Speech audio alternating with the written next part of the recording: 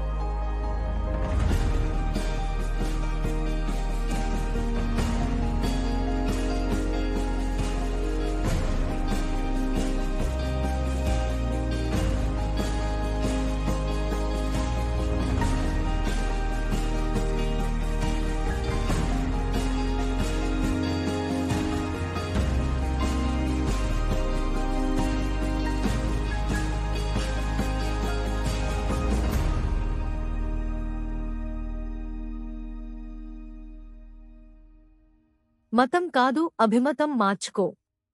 కులం కాదు గుణం మార్చుకో. నీ గుర్తింపు కాదు గుర్తుండిపోయేలా మారు. నిన్ను సృజించిన సృష్టికర్తను పూజించు. నీ పూర్వ పాపలు శాపాలు దోషాలు సమస్తం మంచువలే కడగబడాలని ఆశపడుతున్నావా? నీకు శాశ్వత క్షమాపణ కావాలని ఆశపడుతున్నావా? దానికి నీవు ఏమి చేయనక్కరలేదు. ఈ మాటలు నాతో పాటు పలుకు.